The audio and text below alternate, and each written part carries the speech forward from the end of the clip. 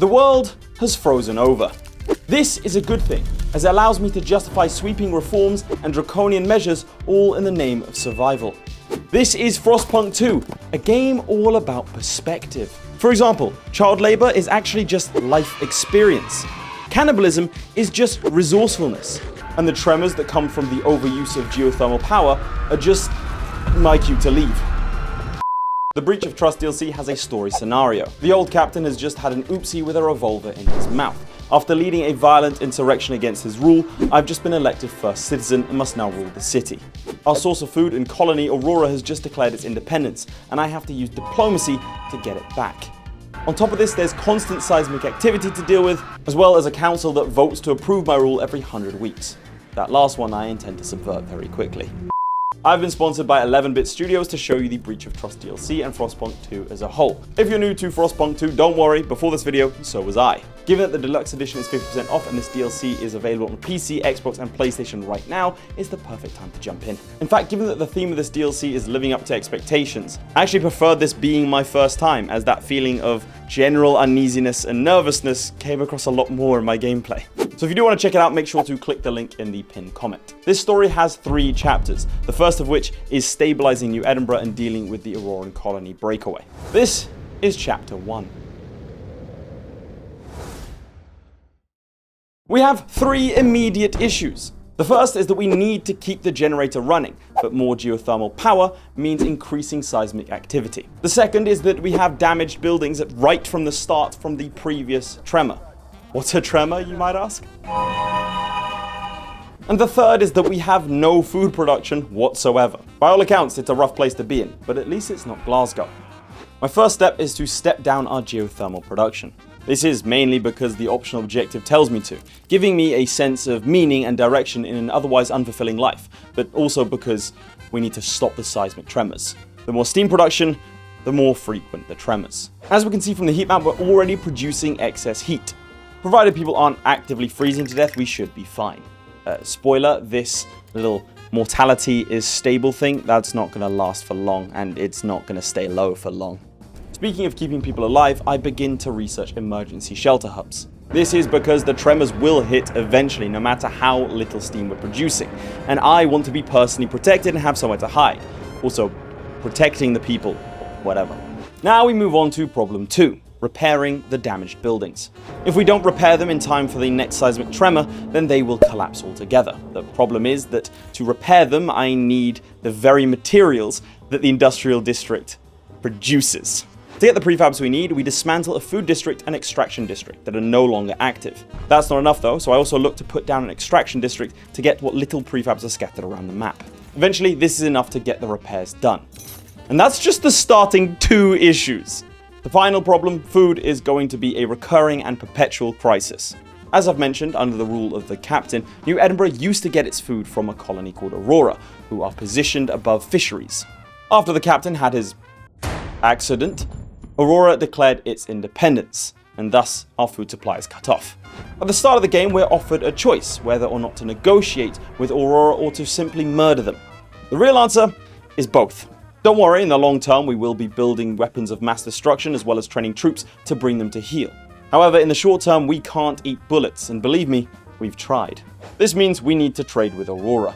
By offering coal for food, we can come to an uneasy agreement. Now, this does show that technically we could work together for mutual benefit. However, I am British, and a breakaway colony offends me personally. We're not going to let them go without a bit of a tussle, especially when we can simply sell them back political prisoners for food. Now that we're not actively starving to death, the roof is not about to cave in, and I'm no longer having a panic attack, we can actually look to the future. We were elected first citizen by this council. It has 100 members, and with a majority you can pass laws, like for example putting children into the mines or experimental medical research. Not only is this invaluable, but also really funny, and so we have to navigate the faction system. For now, all of our citizens fall into one of 3 categories. The Founders, the Traditionalist faction, the Brokers, who are the Mercantilistic faction, and the Four Fingers, who are the coolest faction who overthrew the old captain, and they're called Four Fingers because on average they've all lost like limbs or like a digit because they're the backbone of the city, and okay, so I might be a bit biased. Essentially, each group wants roughly different things, but they will all be upset across the board if people are starving and actively dying. As we're looking for violence against Aurora, the Four Fingers are going to be our main base faction. Our first decision comes with what to do with the old captain's mansion, a piece of prime real estate. Is that man's house hanging off a cliff? Questionable architecture aside, tearing it down gives us 30,000 goods, so it's off looting we go. It does leave the place in a sorry state, but I now have new chandeliers. You can see that we're generally running out of every single resource, and so it's time to put out another fire. We do have some small deposits of materials on the map, but that's not going to be nearly enough, and so we have to explore the wasteland. Outside of New Edinburgh lies a great wasteland of frost, with nothing of value or life in general, which is not unlike modern Scotland. We send explorers to go and chart new territory, and can also begin to interact with some of Aurora's outposts once we have an army. The first expedition yields some cores and refugees. Sending a second expedition out yields 15,000 coal, as well as an infamous individual. What I call a culinary entrepreneur, others call a cannibal, and so to appease the factions we carve him out of the ice. But don't worry, I've taken some lessons to heart. It seems by doing this though, we have disturbed some sort of eldritch entity, as the ground begins to shake. Oh no! Oh god! That's a lot. That's the exact area I didn't want this to happen in. Shockingly, no one actually dies in this disaster, as I had managed to build enough emergency shelters. But this does expose a problem. Each time a tremor hits, we're going to have to rebuild, costing time and resources. This will only tide us until the next tremor, where the same thing will happen, wasting yet more time and resources. Given our limited access to food, eventually we will just starve to death if we stay in this cycle. We're going to have to deal with Aurora sooner rather than later. With that in mind, we build our first barracks and propose a law to increase our population size. You may think that this puts a strain on our food supply, but I personally think our food supply just increased. The next step is to research a weaponry workshop. Heavy weapons can be the difference between victory or defeat, and the Geneva Convention is currently buried somewhere 40 meters under ice, so I don't think it really applies. To give us more time, I put down seismic stabilizers. This does stop us from using geothermal power located in that area, but it also stops the ground from playing hungry hippos with our people, so a decent trade-off. This is crucial, as in a few months we'll have our first election. If we're not voted back in, the game ends. There are some things we can do to prevent that, but we just don't have the political clout yet. To win some favour, I attempt to tackle disease, crime and squalor. These three statuses will go up the more people and buildings we have as a general rule. They also cause tension in a city. If this tension gets too high, the game ends in the same way that the captain ended. We begin to place teaching hospitals in housing districts, which not only help fight disease, the really sick people can be taken to the basement to help our research speed. This works fantastically and our trust hits the maximum level. The only problem is that the elections are in 28 weeks, but our food will run out in 2. For now, extracting coal to then sell for food is the order of the day. This adds yet another ticking time bomb, but it's one I haven't realized yet, and you haven't either. This trade proposal was accepted just in time, as we started to experience our first casualties. Did tell you it wasn't going to take long for people to start dying. Clearly, we need to speed things up a bit, and what better way to do that than recruiting prisoners to fight in our armies. Attacking Aurora directly will hurt us badly, so we need to drop both their strength and their defiance. We can do that by hitting the outposts that surround them, like this coal one. However, we can't see the other ones, so to uncover them we need more expeditions. For that we need more Frostland teams, and for that we need more logistics districts. The colder season then hits, but by researching better insulation, we can decrease the amount of heat required to power our housing districts. It also creates an entirely new industry for door-to-door salesmen. As more geothermal power means more seismic instability, we've been shutting down the plants where we can, but this has upset the Brokers faction. Fortunately, I can strategically place the emergency shelter hubs such that as many of these individuals suffer lifelong injuries as possible. And with that, we face the council on the matter of re-election for the first time. We're re-elected with a massive majority, and only a few of those were through voter intimidation, so things are going well. Just don't ask these guys. As things are looking good, it's perfect timing for a tremor to occur and cause a mass casualty event. Oh, that's bad. You see, I was busy funneling funding into things that would actually get me the vote instead of housing and shelter, and people are fuming. However, this does give us the opportunity of exploring new and innovative ways of food cultivation. This won't last forever, so I launch a dangerous expedition of the hills next to Aurora. Here we find an algae refinery controlled by Aurora that if we take would be a source of food for us and deny them some strength. We'll need some time to train the units required, which could be deadly looking at our food stockpile. But a tremor rips a hole in the earth and we find 25,000 food units underneath. We have a choice, however, of rescuing either the food or the people who stole the food, in the easiest decision in Frostpunk's history. Another expedition reveals another Aurora outpost, this time providing them with materials, as well as an old city giving us access to a large stockpile. We've uncovered all of Aurora's outposts, and the Four Fingers prove once again why they are my special little faction, as they offer their prosthetic limbs to be melted down into heavy weaponry. This gives us everything we need to start taking action. First, we raise their coal outpost. This gives them access to less coal, which means we have the advantage in trading negotiations. Rule number 1 of negotiations: if you steal what your counterpart needs, they'll have to negotiate to get it back. Rule number 2 is to have a lot of guns, which we use to take their algae refinery. And rule number 3 is to not live in Birmingham like me, because your power might suddenly go out, corrupting your recording, and thus rendering you unable to engage in virtual negotiations with Aurora. Well played, Aurora. Well played. Replaying up until this point did allow me to correct some of my early mistakes, however. And an expedition uncovers an abandoned coal mine, as well as the captain's personal stash, with enough coal to power an entire city of 20,000 people for weeks. This man is my hero. He might be dead, but he is my hero. As we've just experienced our first deaths in the city, our second vote of confidence passes, but not by much. The tremors are getting worse and the people are starting to stampede to get into shelters. We're still able to repair the damage these cause for now, but it is getting harder. Our expeditions then find some exiles from Aurora, who very graciously share their food with us in return for not being turned into fertilizer. They also find a very useful mound of materials. Our constant attacks on Aurora's outposts have started to bear fruit, as their defiance hits the minimal level. This gives us the advantage in negotiations. We secure another food for coal deal, but that timer I mentioned earlier has finally come to pass. As we've hit over 150,000 total food imported from Aurora, we now have a choice to make. Their lead negotiator is offering to cede fishing grounds to us in return for parts of our generator, permanent food supply in return for lowered energy efficiency. Now this deal does make a lot of sense, especially for our current setup. But if you think I spent hours building up a military-industrial complex just to negotiate, then you don't know me at all. Waging war against Aurora means no more food deals, so we need to move quickly. If we don't, we'll starve, so we have to attack Aurora directly. After a pitched battle with liberal use of heavy weaponry, we win the battle. It might say Pyrrhic up there, but all I see is triumph and fewer mouths to feed. Their mothers may be in mourning, but if your 16-year-old son decides to go to war, that's on him.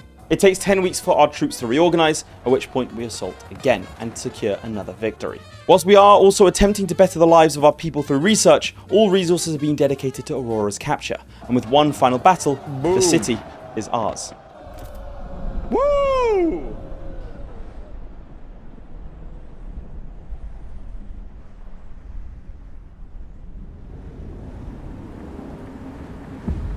This is Aurora. It is our second settlement, and let me take you on a tour. We have infinite food deposits accessible through fisheries. We've got a surplus of materials. We've got an inefficient reactor and zero access to any geothermal resources. We've got factions that despise us thanks to our use of heavy weaponry. And we've got a rampant insurgency that will look to attack districts to take them over directly. This isn't good. Why did I do this again?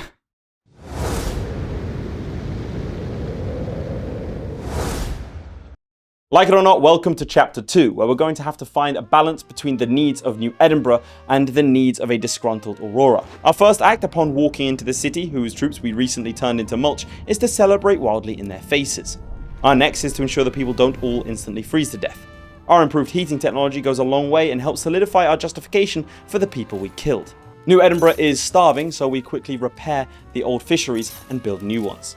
Once that's done, the game prompts us to send the food home. First, we need to construct a trail, as generally throwing things in the direction you want them to end up at isn't an efficient form of transport, despite what Royal Mail thinks. Resources are local to the city you're in, so we need to get coal shipped directly to Aurora from that old abandoned coal mine we found, because if the generator runs out, everyone dies. This is going to take a lot of resources, so we research skyways, which allow us to transport more goods. And with that, we're finally able to transport goods efficiently between our two settlements. Now that food is on its way, we've completed the objective, and we need to now dismantle part of the generator in New Edinburgh and ship it to Aurora to help with heating. This requires a change to our governance laws, meaning a supermajority is needed, and that's not looking likely. 0 people want to do this. If you made a law that mandates the kicking of puppies, at least 1 or 2 would go for it. That's how wildly unpopular this is. What we need is more factions in the council that want this change. In Aurora, we have 2 new factions, the Lockmores and the Tinkers. As they are conquered rebels, they're not too happy with us, especially because they don't have the right to vote. They're also upset about something taxation, representation. I wasn't listening. If we're able to pass the governance law Aurora and suffrage, then it might tip things in our favour. However, this is almost as unpopular, so we're a while off that. Still, fresh off of another election victory, we have another 100 weeks to play with. Whilst the tremors still cause devastation in New Edinburgh, Aurora has no such restrictions. The main issue with Aurora is the resistance. It turns out that our massive use of heavy weaponries during the fighting might have caused a bit of a stir. Perhaps it could also have something to do with the fact that violent criminals make up a good portion of the army, or maybe even the fact that citizens are forced to live with the troops due to housing shortages. Either way, this is spiralling into a citywide rebellion that we need to put down. Now, we could use troops and the aforementioned heavy weaponry to simply kill everyone involved, but that would leave us with fewer troops to fish, and that would be bad. Instead, I begin the construction of watchtowers, which gives us access to guard units, which are much better equipped to handle the insurgency. As part of this rebellion, the Lockmores and the Tinkers are having a hunger strike to secure the right to vote.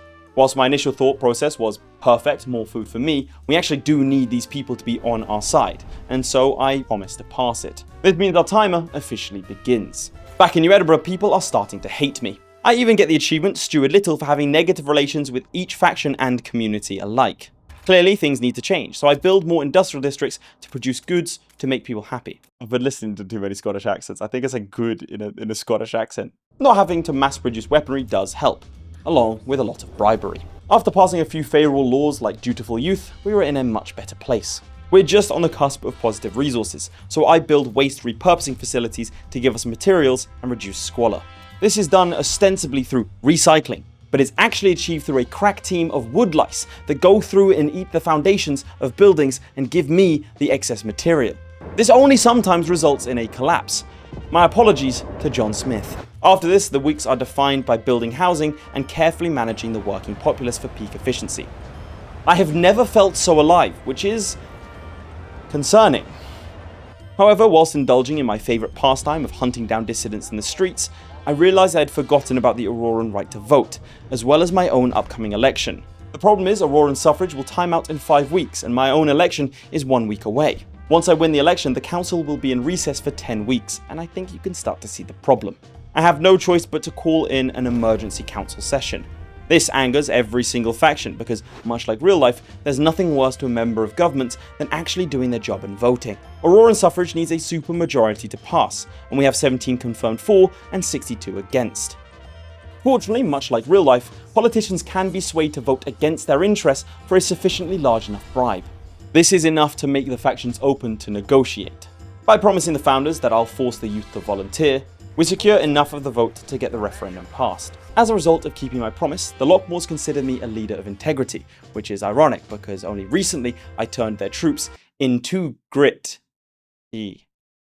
Integrity. Into grit?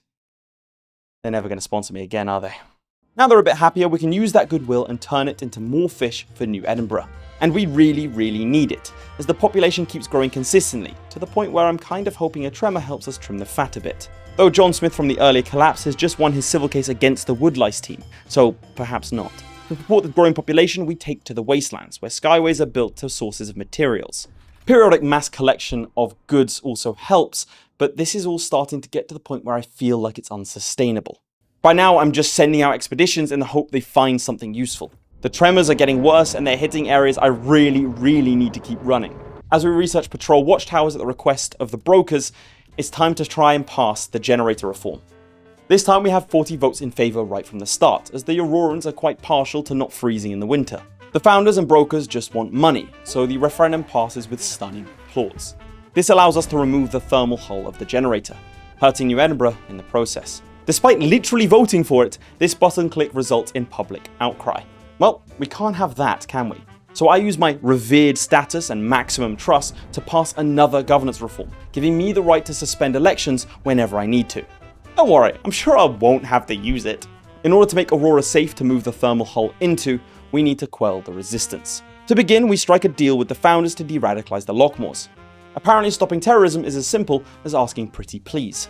A massive budget increase as well as loosening the rules of engagement allow for mass deployment of guards wherever the resistance strikes. With this, we push the resistance to a diminishing level. This triggers the Quell the Resistance event. We need to keep the resistance at pacified level for 20 weeks straight to crush it. We asked the brokers to de-radicalize the Lockmores as well, and with the enforcement of public executions, Aurora's resistance has been crushed. We even managed a 50% execution rate of Auroran resistance members. Yeah, the other 50% were innocent civilians, but with my overwhelming majority, I've just passed a referendum that absolves me of any legal blame. The thermal hull is removed and shipped to Aurora. The furnace is upgraded and we instantly achieve the next objective, giving me an unparalleled hit of dopamine. From here we need to transfer 300 food from Aurora to New Edinburgh for 25 weeks straight. After 11 weeks of building new fishing hubs and optimizing the workforce, there's a little bit of a problem. Oh, that's not good. Oh, that's not good. That's bad. That is... Oh, no. Oh, God. Oh, boy.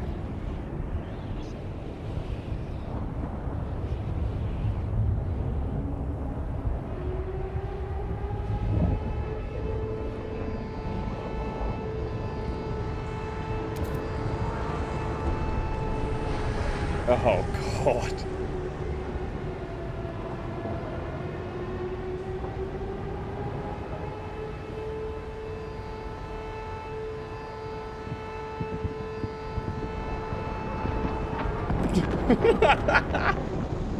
Well, it's not going to be cold for much longer. The volcano that we are precariously perched upon is set to erupt, and we now need to ship as many people from New Edinburgh to Aurora, as anyone left behind is doomed. I think it's about time we suspend those elections. Welcome to Chapter 3.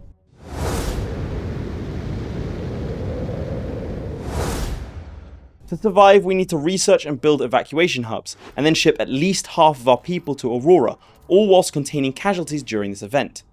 Oh, and we have a limited amount of time before the next eruption. First, we research the hubs, and then start building them.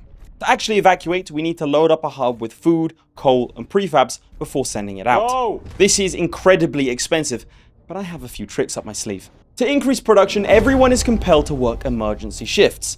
Using special governance powers, we can stop people from eating as well as buildings from using resources. Finally, we can dismantle all non-essential buildings, both here and in Aurora, and use the materials gathered for the evacuations.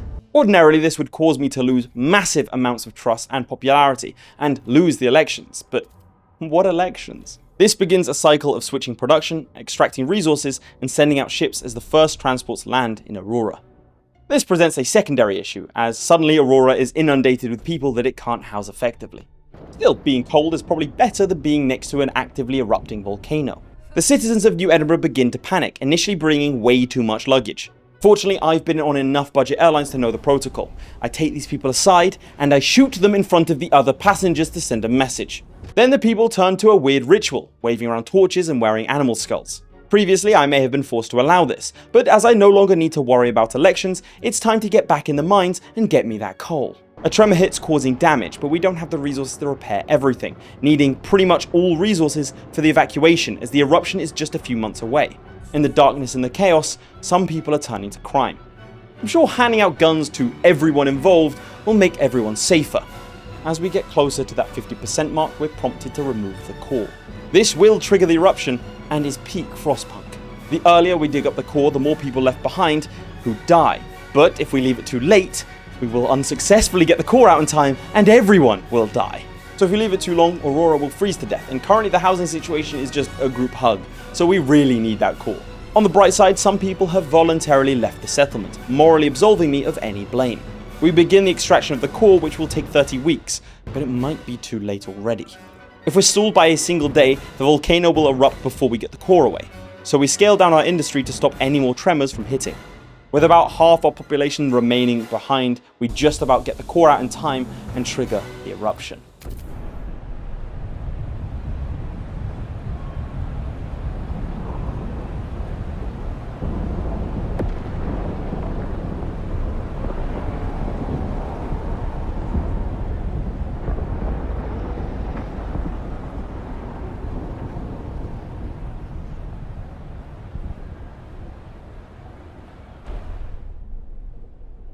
The moment I'm gone, Aurora will stab you in the back.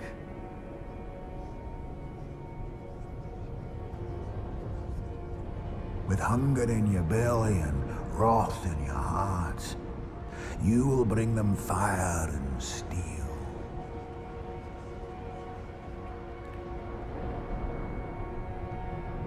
But even subdued, they won't provide till you feed their fish with the guts of my generator. All for nothing. Because when the mountain awakes, you will end up trapped and buried in ash.